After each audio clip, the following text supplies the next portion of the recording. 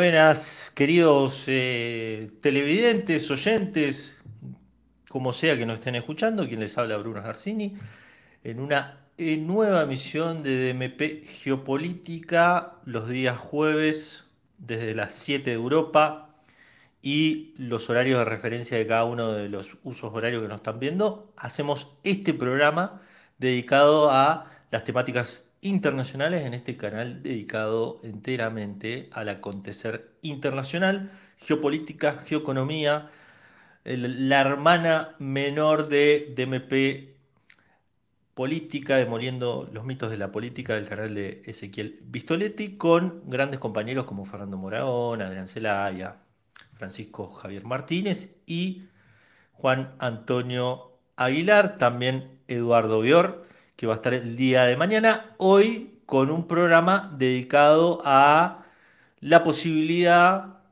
de que Rusia pueda utilizar armas nucleares en Ucrania. ¿Es así? ¿No es así? Bueno, este programa, por pedido de la audiencia, lo vamos a ir ordenando para que ustedes sepan de lo que vamos a ir hablando a medida que va avanzando el video, sobre todo para los que nos están viendo en diferido y pueden ir adelantando, pueden ir retrocediendo. La primera parte vamos a hablar enteramente de las armas nucleares que hay, las armas nucleares que tienen cada uno de los países, principalmente Rusia, las armas nucleares que tienen almacenadas y las que tienen operativas desplegadas. Después vamos a hablar de la doctrina militar nuclear rusa y después, a lo último, nos vamos a referir a la posibilidad, a la respuesta que da título a esta emisión, que es si Rusia puede llegar a tirar alguna de esas armas nucleares en Ucrania o contra los aliados de la OTAN.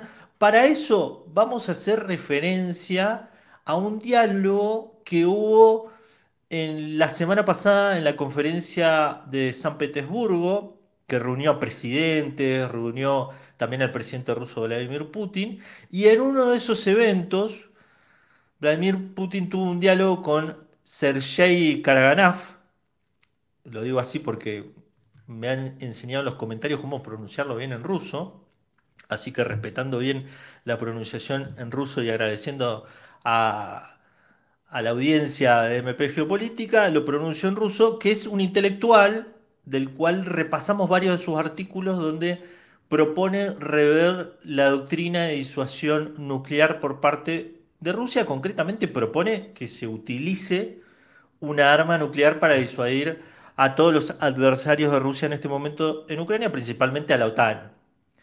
Básicamente, Karaganov dice que hay que escalar para desescalar y que esa manera de escalar para desescalar, para disuadir a los países de la OTAN para que no ataquen a Rusia, es utilizar un arma nuclear táctica en alguna ciudad europea que haga que se sienten a negociar y que se detenga la carrera armamentística. Esa es básicamente la idea que propone Karaganov y que en una conferencia en San Petersburgo, en diálogo con Vladimir Putin, le traslada esta propuesta y Vladimir Putin responde. Así que vamos a hacer en la última parte, los últimos 20 minutos, vamos a estar prácticamente leyendo la transcripción, porque esto sucedió en este evento. La verdad que es muy difícil conseguir la grabación en específico. Yo llegué incluso a esta conversación por otro canal hermano, Clave Geopolítica, pero no está en video, la intenté buscar, así que lo que e hice es buscar la transcripción del Kremlin de este diálogo, en donde se va a responder la respuesta al interrogante de este vivo, la va a dar el propio Putin en esta conferencia. Así que así va a estar dividido. Les voy pidiendo por favor que vayan dejando sus likes, sus comentarios. Le mando un saludo a perdón, a David Esteban De Vita, que siempre nos está viendo desde Trevelin, a Beatriz Pulido, a Solomón Krakenberg, a toda la tropa de MP Geopolítica que está firme siempre ahí comentando. Vayan diciendo sus pareceres. Y bueno, vamos a arrancar un poco con cuál es la óptica de la gran mayoría de los medios sintetizada en un videíto cortito de 1 minuto y algo de la Deutsche Welle sobre las capacidades nucleares que tienen cada uno de los estados y después nos vamos a ir a los documentos, es decir, a las instituciones que han hecho informes a ver si eso coincide o no coincide con lo que dicen las instituciones que más conocen sobre proliferación nuclear y también sobre la carrera armamentística en el mundo. Pasemos el videito por ahí, me acompaña del otro lado Lautaro Con la Chazarreta y guerra ahí fría vamos con regresa este un video. escenario apocalíptico que se consideraba parte del pasado, la guerra nuclear.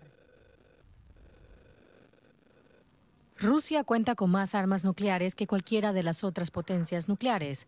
La cifra exacta es un secreto, pero los servicios de inteligencia creen que son alrededor de 6.000 cabezas nucleares.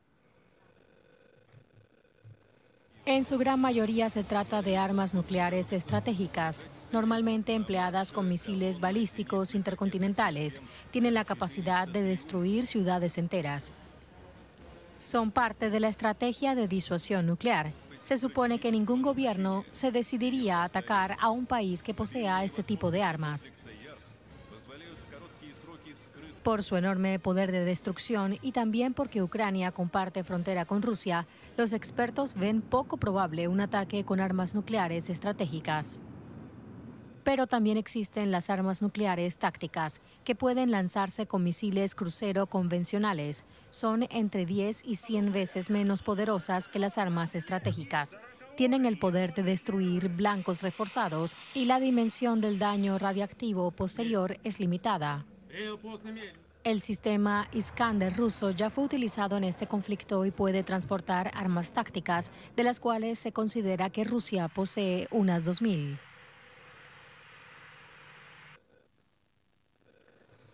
Bueno, todos estos números son estimaciones porque realmente ninguno de los estados dice yo tengo esto, yo tengo aquello, está desplegado aquí, sino que se juega en gran parte con una ambigüedad estratégica que es jugar con la intriga y con la falta de información a medida que va aumentando la carrera armamentística como una forma de no explicitar por dónde pueden venir los golpes.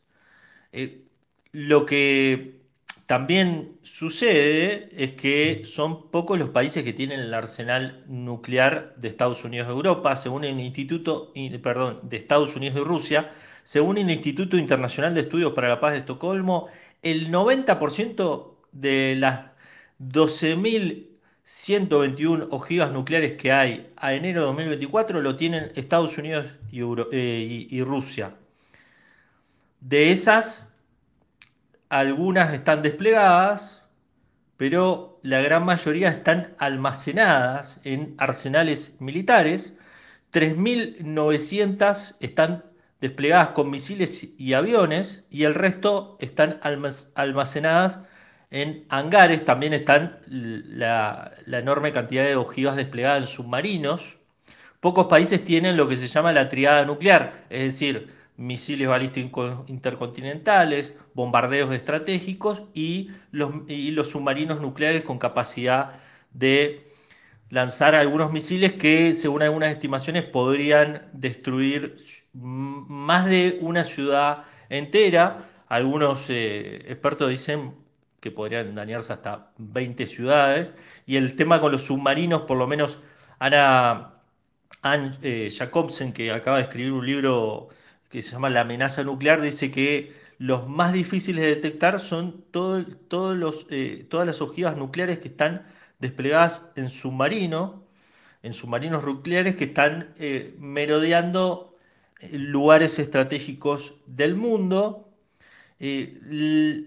La gran crítica o los grandes ojos se han puesto en Rusia, pero esto empezó con la situación en Ucrania cuando ustedes recuerdan, Liz Truss dijo, la ex primera ministra británica, que estaba dispuesta a apretar el botón nuclear y a partir de ahí hubo un anuncio de Vladimir Putin de poner en alerta el sistema nuclear operativo de Rusia y a partir de ahí empezó toda una ronda histérica por parte de Occidente diciendo que Rusia estaba cerca de tirar armas nucleares tácticas, sobre todo en el 2022 cuando recordarán ustedes, estaba toda la situación de que en el primer momento de la intervención rusa en Ucrania, a Rusia no le estaba yendo muy bien, que digamos, y hubo en el medio de las conversaciones de paz, que repasamos el programa pasado,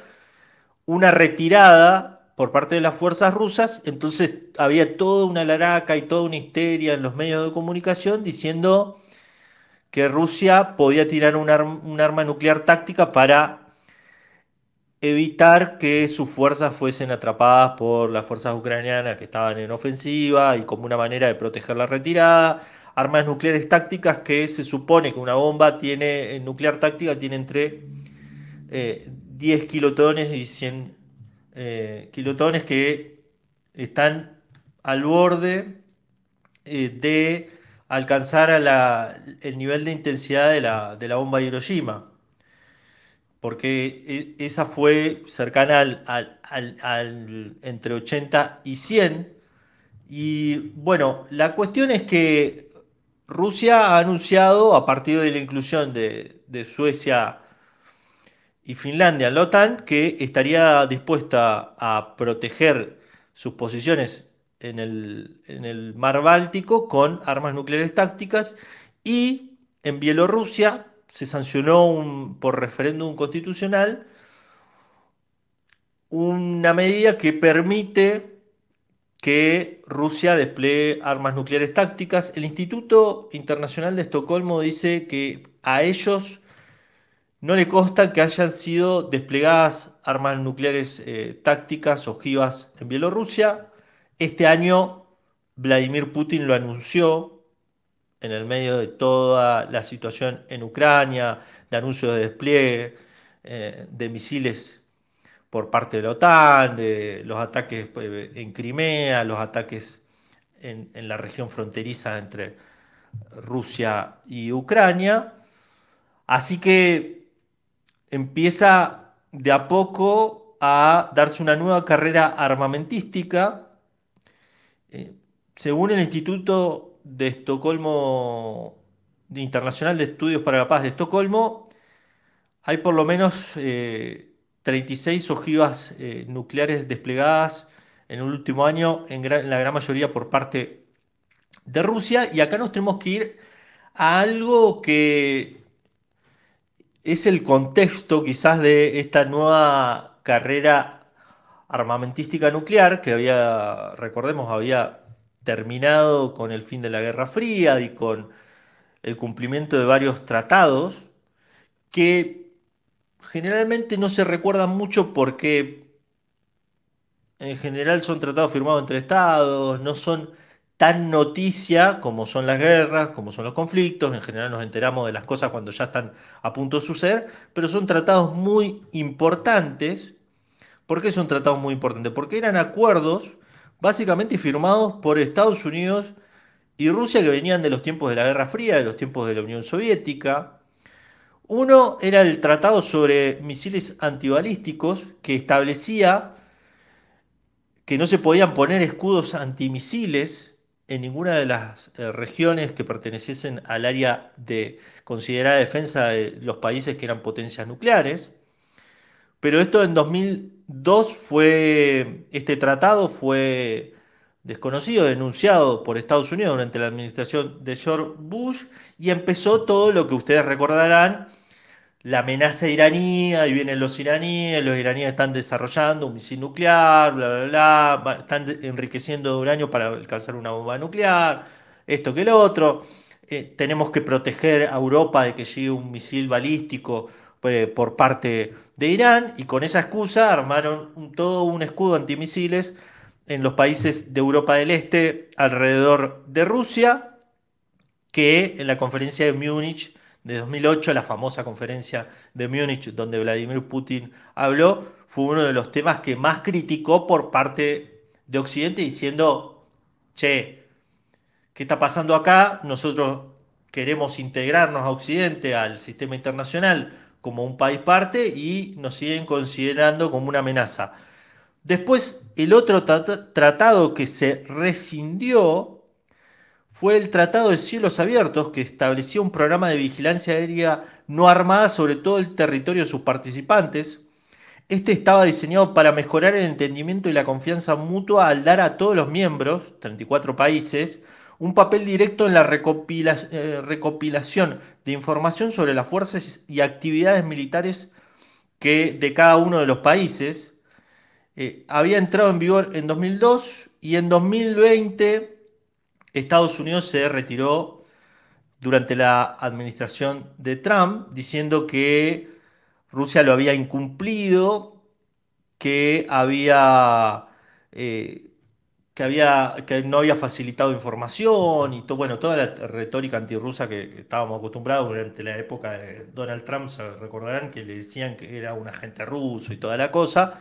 Bueno, la cuestión es que durante la administración de Donald Trump había un doble juego. Por un lado había un intento de diálogo con los países como Rusia, adversarios de Estados Unidos, y por el otro lado había un endurecimiento de la doctrina militar nuclear de Estados Unidos que estaba destinada a modernizar todas las fuerzas y todo el armamento donde se pudiese ubicar una ojiva nuclear.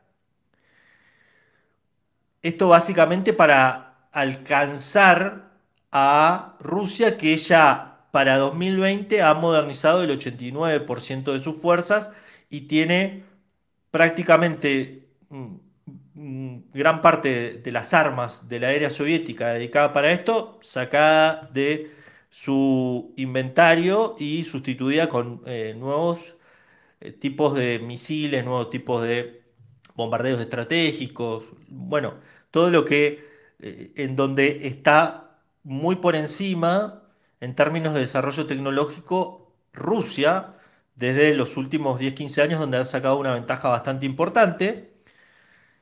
Y bueno, después está el tratado START, que este fue un tratado que se había anunciado para limitar a Estados Unidos principalmente y a Rusia en cuanto a la posesión de armamento de ojivas nucleares. Se establecía un límite de 1.500 ojivas nucleares estratégicas desplegadas y 800 vectores de lanzamiento de largo alcance, desplegados y no desplegados. Otra vez, en esta ocasión, Trump dijo que Rusia había violado este tratado, diciendo que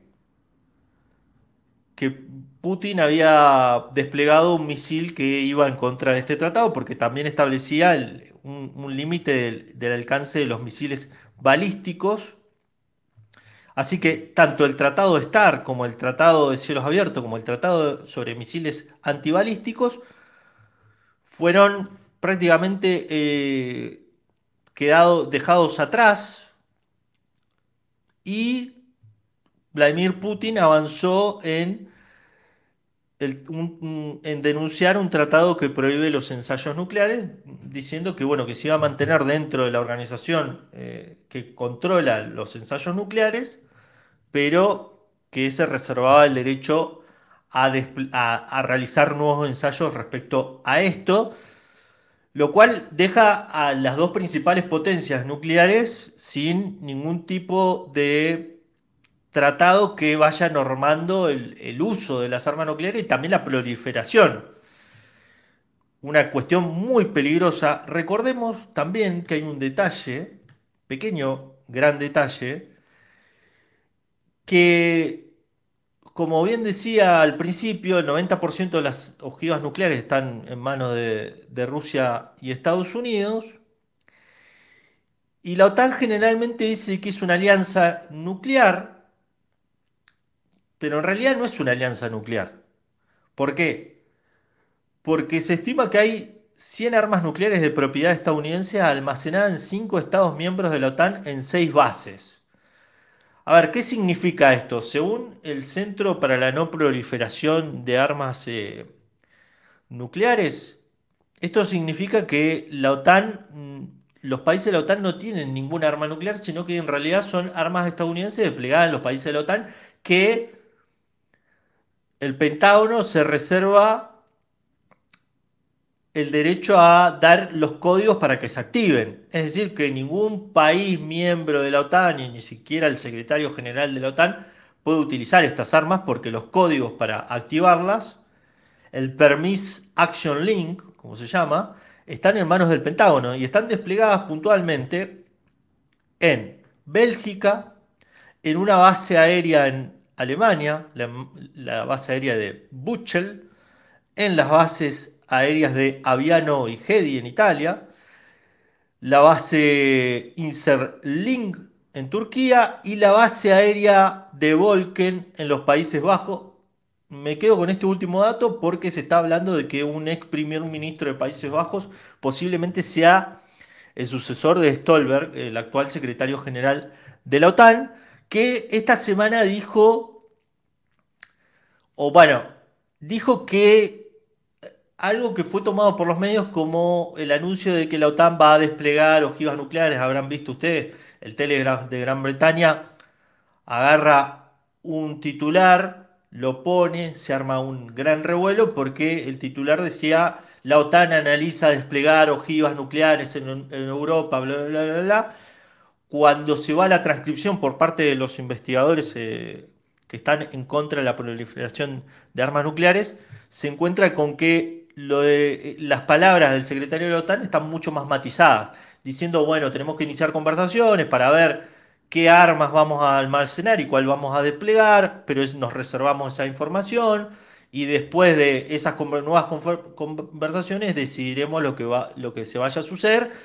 Lo que a mí me llama más la atención es que dice tenemos que acelerar las conversaciones porque tenemos para el año 2030 dos posibles adversarios como China y Rusia que van a tener armas nucleares y eso hace al mundo mucho más peligroso. Textual, así lo dice el secretario general de la OTAN, ya tomando prácticamente como que en el futuro posiblemente haya un conflicto ya no con Rusia solamente, sino con China. Que me parece que ahí está la cuestión central de lo que dijo el secretario general de la OTAN, que ve como un adversario nuclear a China que, por lo que dice en su entrevista, desplegaría 100 ojivas nucleares para 2030 y muchas más para después de esa fecha. Lo que nos lleva a hablar de la doctrina militar nuclear rusa.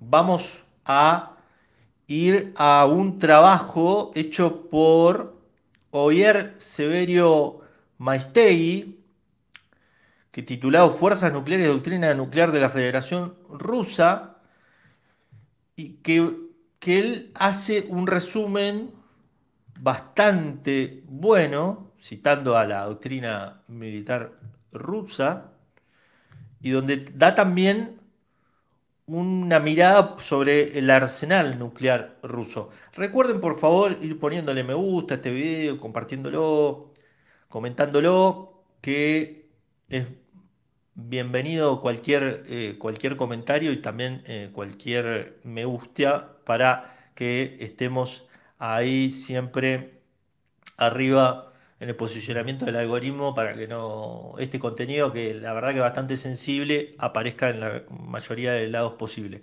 Bueno, lo que dice este investigador es que para principios de 2022 la Federación Rusa disponía de un arsenal de aproximadamente 4.477 ojivas nucleares que estaban asignadas para uso de lanzadores estratégicos de largo y fuerzas no estratégicas de menor alcance.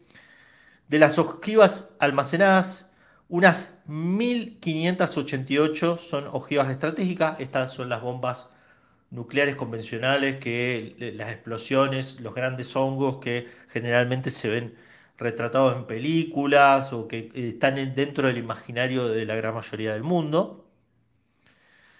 De esas ojivas, 812 se encuentran en misiles balísticos terrestres, unas 576 en misiles balísticos lanzados desde submarinos y posiblemente 200 en bases de bombardeos pesados, en bombardeos estratégicos, y hay otras 977 que están almacenadas junto a 1912 cabezas no estratégicas, además de todas las ojivas que están siendo retiradas porque son de los tiempos de la Unión Soviética.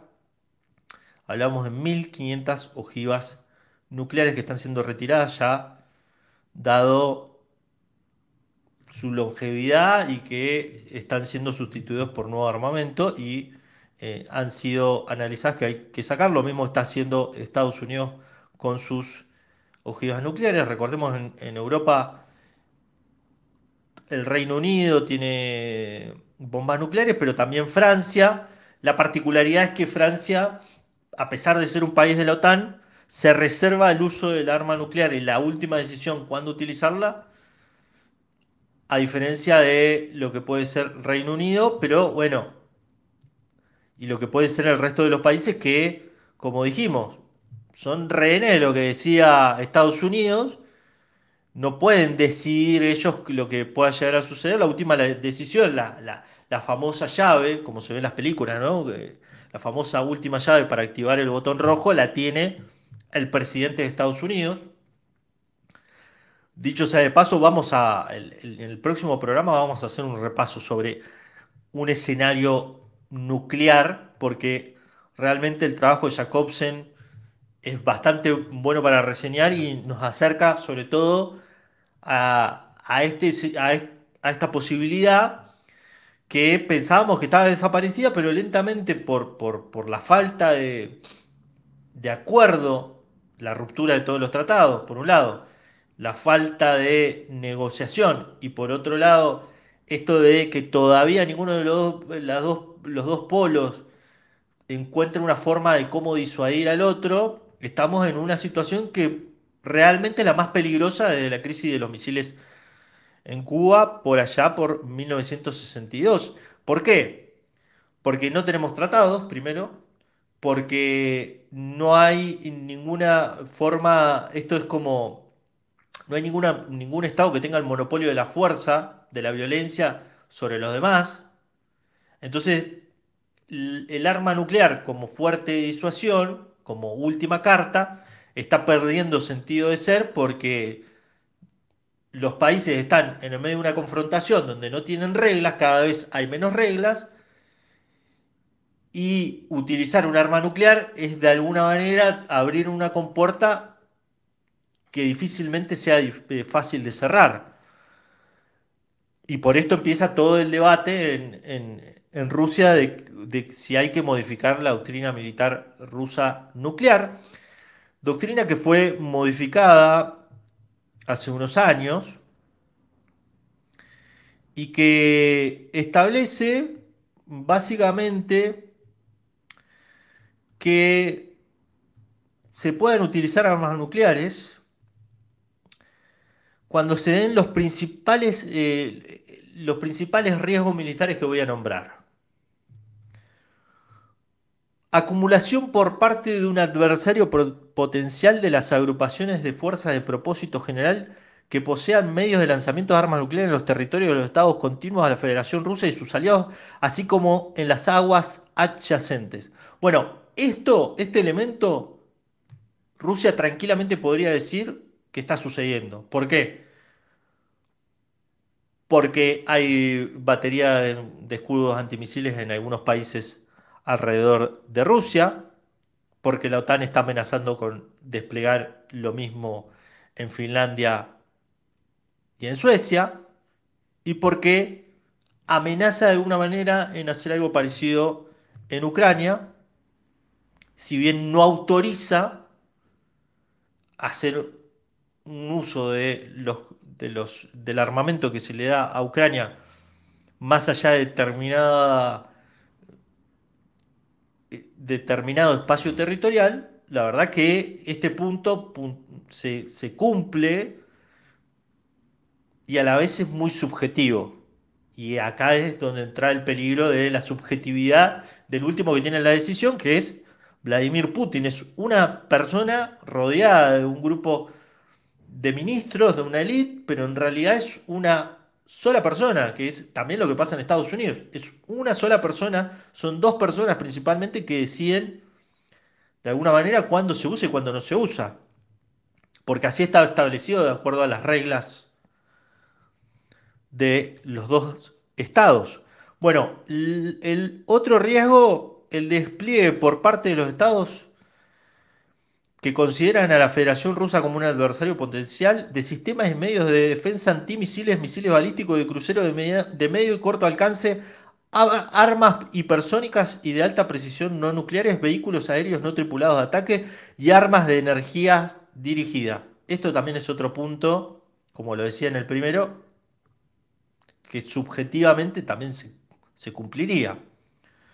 Desarrollo y despliegue de medios de defensa antimisiles y sistemas de ataque en el espacio exterior. La posesión por parte de los estados de armas nucleares y de otro tipo de armas de destrucción masiva que puedan utilizarse contra la Federación Rusa y sus aliados, así como los medios de lanzamiento de dichas armas, que puedan utilizarse contra la Federación Rusa y o sus aliados, aliados en los cuales podemos incluir a Bielorrusia, donde Putin anunció que se iban a desplegar armas nucleares tácticas, pero también la propia Corea del Norte, con la cual se acaba de firmar un tratado de defensa mutua en la gira de Vladimir Putin por Pyongyang. La proliferación incontrolada de armas nucleares, sus vectores, la tecnología y el equipo para su fabricación. Esto podríamos decir que está comenzando a suceder. ¿Por qué? Si bien no son estados adversarios a Rusia, Corea del Norte ya tiene un arma nuclear y, según los medios estadounidenses y según los propios personeros de Israel y algunas fuentes de medios alternativos como Pepe Escobar, Irán está a pocos pasos de poder desarrollar su propia arma nuclear. El despliegue de armas nucleares y sus vectores en los territorios de los estados no poseedores de armas nucleares. Bueno, acá lo que decíamos, en Países Bajos la OTAN tiene ojivas nucleares desplegadas, en Bélgica, en Alemania, en Turquía, en Italia. Bueno, y la decisión la tomaría el presidente de la Federación Rusa, Vladimir Putin, y que las condiciones para decidir esto, es decir, para que se establezca el uso de armas nucleares deberían ser la llegada de datos fiables sobre un lanzamiento de misiles balísticos que ataquen el territorio de la Federación Rusa y o sus aliados, el uso de armas nucleares u otro tipo de armas de destrucción masiva por un adversario contra la Federación de Rusia y sus aliados, y el ataque de un adversario contra instalaciones gubernamentales o militares críticas de la Federación Rusa, cuya interrupción podría socavar las acciones de la respuesta de las fuerzas nucleares. Esto sucedió. Esto que acabo de decir no es subjetivo, como podemos decir, bueno, en los otros puntos, de los principales riesgos. No, esto sucedió porque con misiles estadounidenses se atacaron los radares de alerta temprana del sistema de alerta temprana nuclear de Rusia, que fue reseñado por varios medios alternativos, incluso por la prensa rusa, y Ucrania está atacando dentro de suelo ruso. Puede estar la subjetividad de alguien de Occidente diciendo, bueno, en realidad no está atacando suelo ruso, porque está atacando la región que se anexionó Ucrania y que por la Carta de Naciones Unidas tiene el derecho a defender su integridad territorial, ta, ta, ta. Pero Belgorod, la zona fronteriza de Rusia y Ucrania, constantemente es atacada, e igual que infraestructura básica. Hemos visto como algunas instalaciones petroleras en Rusia han sido atacadas por algunos drones ucranianos. Y también la información sobre la agresión contra la Federación Rusa con el uso de armas convencionales cuando la propia existencia del Estado esté en peligro. Bueno, esto es fundamental porque esto pertenece a la actual doctrina nuclear de Rusia. Vamos, antes de ir al diálogo entre Sergei Karasov, Kara- Karaganov, perdón, vamos a ir a lo que decía él. Recordemos, lo que decía Sergei Karaganov Ahí volví a leer bien la pronunciación porque se me va la pronunciación en ruso. Y lo reseñamos la última vez. En varios artículos, Karaganov dice, leo textual, es hora de poner fin a la disputa impulsada por Occidente sobre la posibilidad de utilizar armas nucleares tácticas. Su uso fue teóricamente previsto durante la anterior Guerra Fría. Y dice, considero apropiado acumular gradualmente la potencia mínima de las ojivas nucleares hasta 30 o 40 kilotones o entre 1,5 y 2 bombas de Hiroshima para que los agresores potenciales y sus poblaciones entiendan lo que les espera.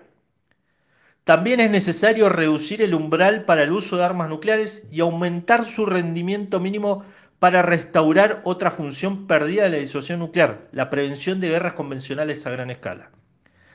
Dice Karaganov, los planificadores estratégicos en Washington y sus secuaces europeos deben darse cuenta de que el derribo de aviones rusos sobre nuestro territorio o un mayor bombardeo de ciudades rusas implicará un castigo tras un ataque sin advertencia nuclear en forma de ataque nuclear. Entonces, tal vez se encargarán de acabar con la Junta en Kiev. Y dice, permítame repetir, mejorar la credibilidad y la eficacia de la disuasión nuclear es necesario no solo para poner fin a la guerra que Occidente desató en Ucrania o para colocar pacíficamente a Occidente en un lugar mucho más modesto, pero con suerte digno en el futuro sistema mundial. Por encima de todo, la disuasión nuclear es necesaria para detener la ola de conflictos que se avecinan, para protegerse de una era de guerras y para evitar su escalada al nivel termonuclear global. Básicamente, Karaganov dice, nosotros tenemos que utilizar esto, tenemos que anticiparnos para hacer una escalada para desescalar. Es decir, usar esto como una muestra o un ejemplo al resto de países de la OTAN que nos están atacando para que se sienten a negociar y firmemos nuevos acuerdos. Volvemos a lo mismo, los dos objetivos que hablábamos de la semana pasada, el objetivo de la OTAN y Estados Unidos, que es desgastar a Rusia para que haya un colapso del Estado ruso y una fragmentación para controlar Europa y una parte de Eurasia, y el objetivo de Rusia, que es asegurar su seguridad, pero sobre todo asegurar que se le sea reconocido en el nuevo sistema internacional su influencia sobre varios países de Europa del Este que los europeos consideran como una doctrina imperialista. Cuando ellos mismos a través de la Unión Europea hacen básicamente lo mismo, que es tener influencia también en estos países. Es necesaria una mayor dependencia de la disuasión nuclear para enfriar a los líderes europeos que han perdido la cabeza, que hablan de un choque inevitable entre Rusia y la OTAN e instan a sus fuerzas armadas a prepararse para ello. Es necesario recordar a estos charlatanes y a sus oyentes que en caso de una guerra entre Rusia y la OTAN en Europa quedará poco de muchos miembros de la Alianza Europea, incluso después de los primeros días del conflicto. Una mayor dependencia de la disuasión nuclear y un ascenso acelerado de la escalada están diseñados para convencer a Occidente de que tienen tres opciones con respecto al conflicto en Ucrania. En primer lugar, retirarse con dignidad, por ejemplo, en las condiciones propuestas anteriormente, es decir, retirarse con el acuerdo de paz que propuso Vladimir Putin, que se reconozca Nuevo Rusia, todas las áreas que Rusia anunció que su anexión, que se le reconozca también, sean reconocidas Crimea y el Donbass como parte de Nueva Rusia, y que Ucrania acepte ser un estado neutral que no ingresaría a la OTAN, un estado desarmado con una condición especial con países garantes como Estados Unidos, Gran Bretaña, Rusia. Parecido al Tratado de Budapest, un Tratado de Budapest reloaded, podríamos decir, ese tratado que se firmó en los años 90 para desarmar a Ucrania de sus armas nucleares a cambio de que se le sea reconocida su integridad territorial y cualquier evento que dañara eso fuese de alguna manera repudiado por los países garantes y fuese aceptado también por los países grandes. Y en tercer lugar, Europa y Estados Unidos tienen que huir como hicieron en Afganistán y enfrentar una ola de refugiados armados y a veces matones. Básicamente, Karaganov dice que si se utiliza un arma nuclear en suelo europeo, Estados Unidos no va a usar sus armas nucleares contra Rusia porque sería prácticamente un suicidio y Estados Unidos no estaría dispuesto a llegar tan lejos. Bueno, esto lo escribió en varios artículos. En general, estos son pensadores muy importantes, pesados de la élite de los países, como los hay en Europa y en Estados Unidos, que generalmente no son tan conocidos. Cuando sucede en los países que son adversarios a Occidente, son más visibilizados y son de alguna manera ridiculizados, porque en general se citó lo de Karaganov para decir, bueno, el pensador más influyente de Putin dice que Putin tiene que usar armas nucleares, pero no se analizó esta cuestión que hay ahora, que es una discusión re vigente de cómo las potencias pueden disuadirse unas a otras para no llegar a una escalada armamentística grave, que pueda llegar a derivar en cualquier error y, por ende, en alguna tragedia global. Bueno, esta visión fue puesta a prueba en una conversación que tuvo Karaganov con Putin. Esto es básicamente cuando los pensadores se encuentran con el tomador de decisiones y le comentan su idea de alguna manera, se la transmiten en alguna pregunta. Esto era una conferencia, participaba el presidente de Bolivia, Luis Arce, también estaba el presidente de Sudáfrica y presidentes de África y toda América Latina en la conferencia de San Petersburgo. Vladimir Putin da una larga exposición sobre la situación económica, financiera y la situación geopolítica, geoestratégica de Rusia. Es muy interesante y si a ustedes les interesa ir al discurso completo para leerlo porque va trazando las líneas de estrategia que van a seguir de aquí en más en la Federación Rusa. Y voy a pasar a leer el textual. ¿Por qué elegí leer el textual? Porque me parece que es primero lo más honesto, después también en términos informativos lo más importante para que el que nos está viendo del otro lado saque sus propias conclusiones y pueda escuchar textualmente lo que se dijo. No un recorte, esto, no un titular, no escuché que me dijeron, No, no, no. La transcripción completa de lo que se dijeron los dos hombres. Karaganov está conduciendo la conversación, es un conversatorio, le hace par de preguntas y en una de las últimas preguntas le dice a Vladimir Putin, textual, señor presidente, se suele afirmar que todas las guerras terminan en negociaciones, pero esta es una máxima engañosa que se nos ha impuesto. En realidad, la mayoría de las guerras terminan con la derrota y rendición del enemigo. Esta es la única manera de poner fin a esta guerra. Ahora paso a la siguiente pregunta, que se refiere al hecho de que las circunstancias actuales, cuando Estados Unidos considere ventajosa a esta guerra por la de Ucrania, la continuará obligando a los ucranianos a masacrarse y a acabar con ellos. Ahora también llevarán a los europeos al matadero y sin un movimiento acelerado a una escalada nuclear, no será posible poner fin a esta guerra en un futuro próximo. En segundo lugar, las placas tectónicas del sistema global se han separado.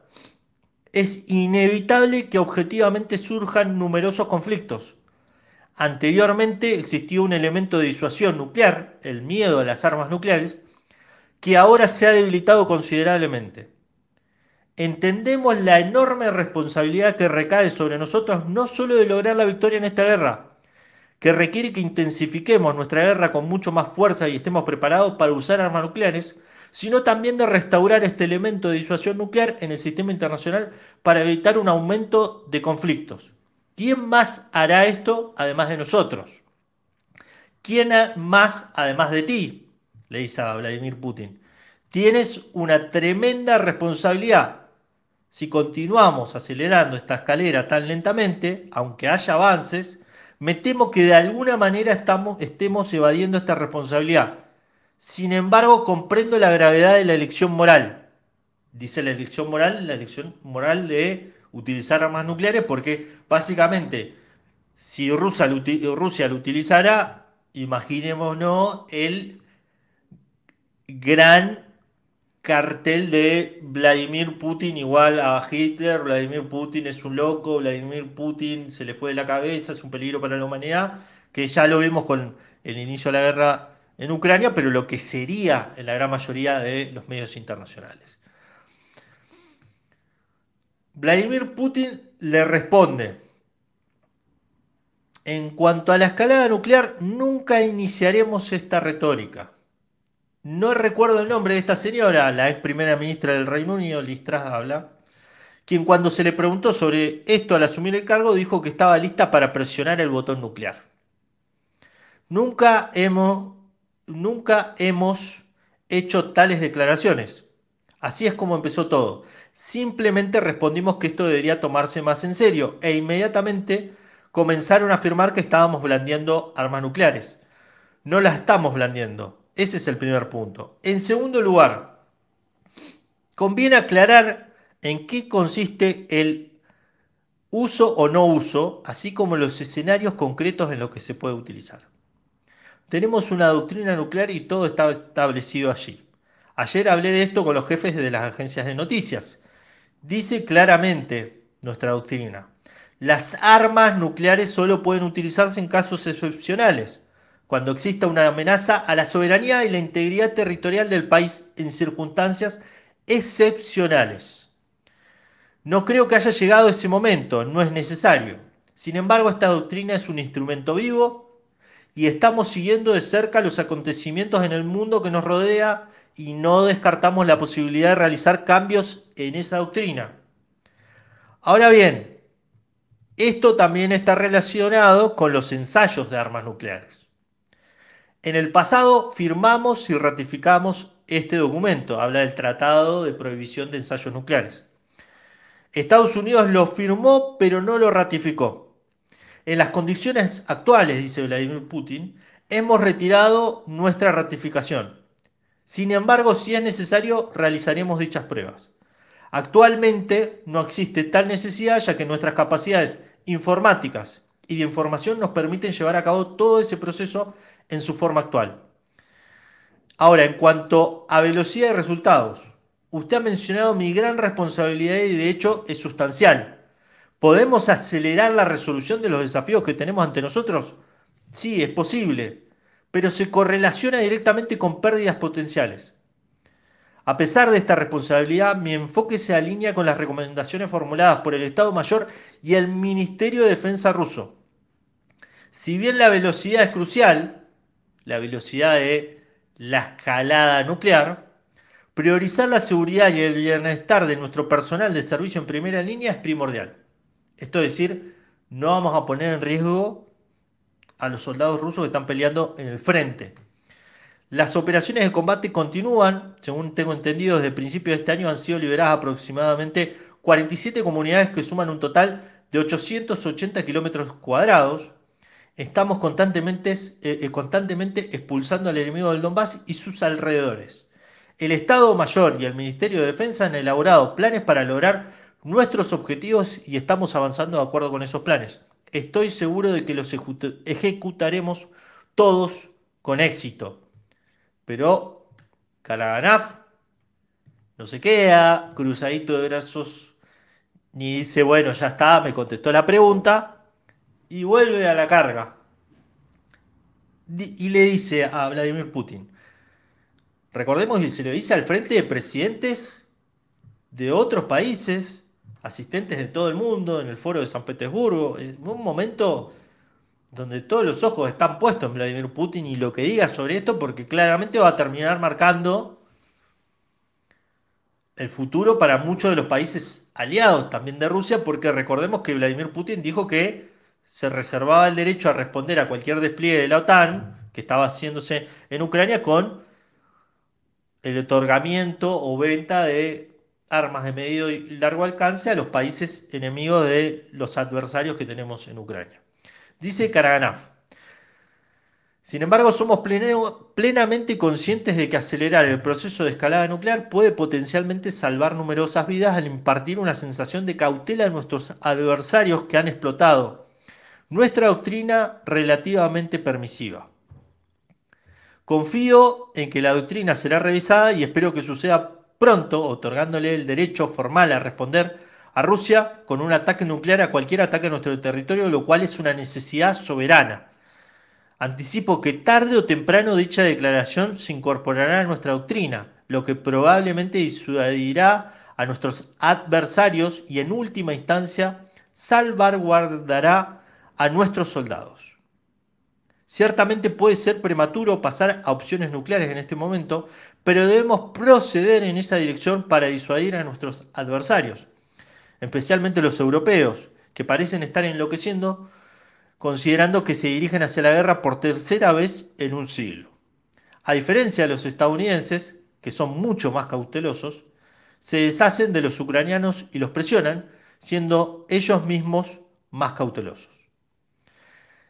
Y acá viene una metáfora bastante fuerte por parte de Karaganov, que dice: tengo experiencia en caza y entiendo bien el comportamiento animal.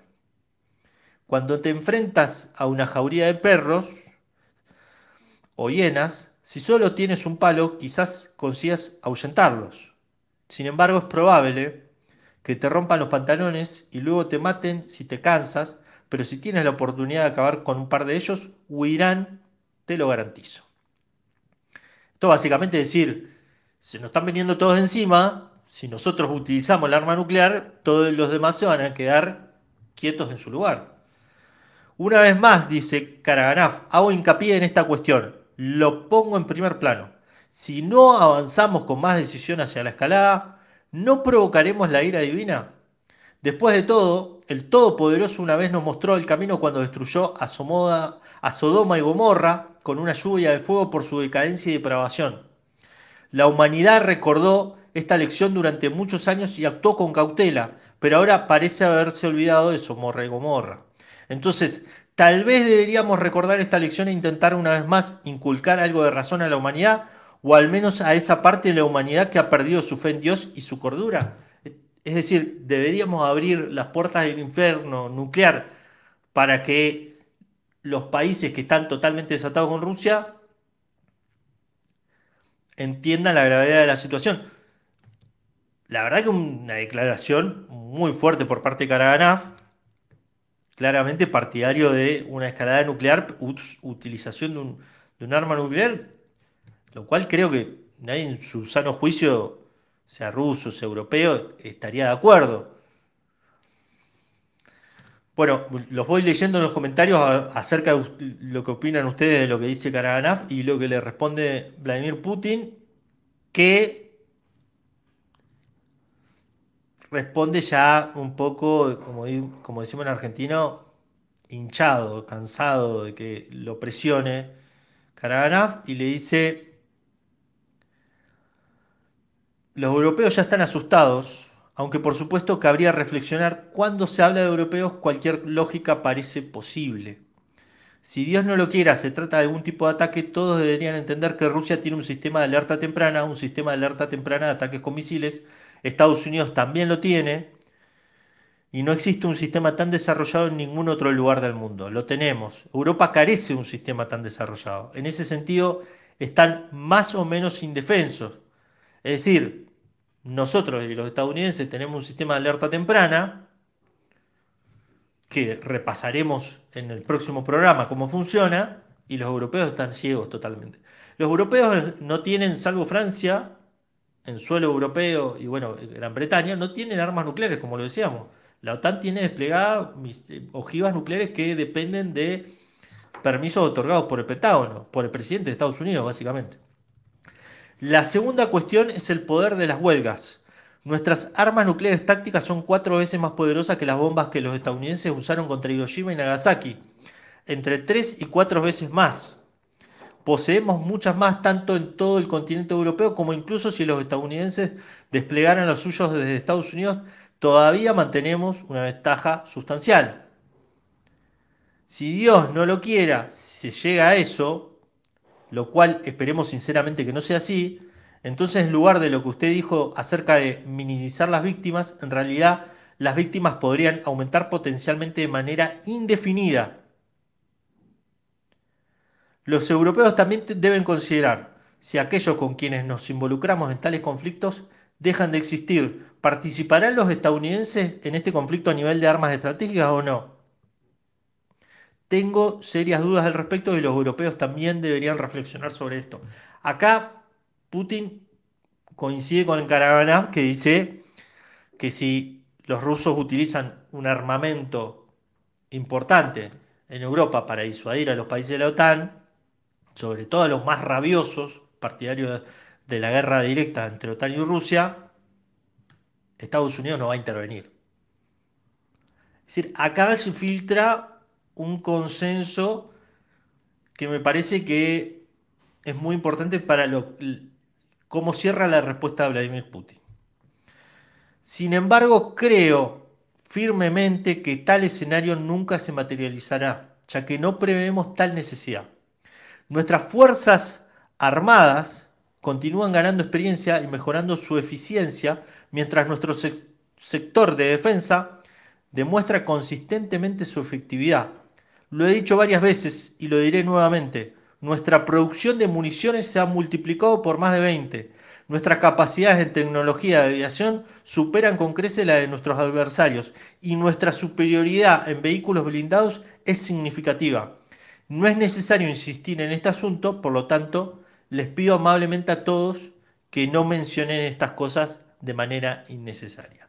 Y con esto corta el careo, el intercambio con Karaganov.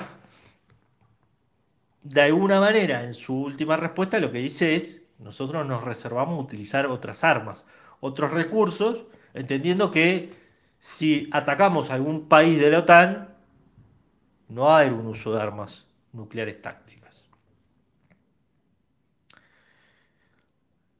Bueno, Lautaro, ¿querés que repasemos algunos comentarios? Los voy invitando a que vayan dejando sus likes y después vamos a hacer una breve conclusión para cerrar el programa, ya con mi opinión respecto a esto, desarrollando un poco lo que hicimos el programa pasado de escenarios. La verdad que sí, acá he dejado una muy buena pregunta. David Esteban de Vita, que vos creo que lo conocés, acá pregunta, ¿se puede considerar el uso reciente de la bomba FAB 3000 como un paso de la escalada por parte de Rusia? Hablando del tema particular que estamos hablando, de la escalada que puede ir tomando. Por supuesto que estamos viendo básicamente cómo Rusia va subiendo el volumen, pero de armas convencionales y de armas que hacen mucho daño y haciendo una gran campaña de propaganda para que el resto de países vean lo que le puede llegar a suceder si se meten en esta escalada. Así que lo que uno esperaría es que a partir de ahora haya cada vez más escenas como esta, si en el caso de el resto de países de la OTAN se meten más fuerte. Pero lo que pasa es que cada vez que va avanzando el conflicto vemos que realmente los países de la OTAN están ahora abocados a sostener que Ucrania no colapse, la línea de frente ucraniana no colapse, y a tal punto que esta semana vimos como la administración Biden anunció que le iba a dar armas al batallón Azov, el batallón ultranacionalista. Sí, lindas banderas. Me acuerdo del batallón Azov, se hizo bastante viral con algunas banderas que portaba. Con Sí, la- esvásticas y símbolos nazis, sí. básicamente. También te quería hacer una consulta. ¿Cómo ves también el acceso a los misiles hipersónicos? Tecnología que carece Europa y creo que todavía Estados Unidos no tiene. Recordemos que Estados Unidos tiene un programa de desarrollo de misiles hipersónicos que está siendo muy cuestionado porque es un nido de corrupción y no ha llegado a producir un misil hipersónico, mientras que Rusia ya lo tiene, sobre todo ese programa está a cargo de Lockheed Martin y ha sido uno de los puntos porque siempre lo van prolongando, dicen, bueno, vamos a hacer una prueba y la van prolongando, pero nunca llegan. Así que sí, a mí la sensación que me da es que a medida que vamos avanzando, la gran cuestión es qué tipo de armamento o qué tipo de decisión se toma por parte del Estado ruso para marcar una línea roja para que no se pase. Y yo creo que esa es la expectativa de todo el mundo que está siguiendo el conflicto en Ucrania, porque este escenario que hay ahora de, de Rusia avanzando y manteniendo la guerra solamente en suelo ucraniano es el más conveniente para Rusia. Porque el resto de países de la OTAN tendrían que hacer un despliegue muy importante de soldados para sostener a Ucrania. Totalmente. Un Y eso llamado a requiere un consenso muy grande, ¿no? Requiere de un evento, requiere que haya algo que lo justifique. Entonces, por eso, en mi opinión, la utilización en términos político-militares de una ojiva nuclear táctica no le es beneficiosa a Rusia. Ahora, lo que dice Karaganov de, ojo, que nos estamos metiendo en una carrera armamentística y que a un Estado como Rusia posiblemente esa carrera armamentística, cuando en algún momento se iguale la capacidad de Occidente, puede llegar a pasarle a Rusia que sea una competencia de sistemas económicos donde la carrera armamentística desgaste mucho el frente interno ruso, porque más allá de todo, la economía rusa está creciendo, está generando bienestar y por eso tiene gran consenso el propio Putin, ¿no? Totalmente. ¿Quedó alguna pregunta más por ahí? No, no, no. Esa fue una de las preguntas más interesantes, sí, sí. Bueno, y con esto nos retiramos y cerramos este programa, esta emisión de jueves y nos vemos la semana que viene, Lautaro, ahora que sigue con Adrián Celaya y bueno, hasta la próxima. Chau, chau. Un saludo a todos. Saludos, Bruno. Chau, chau.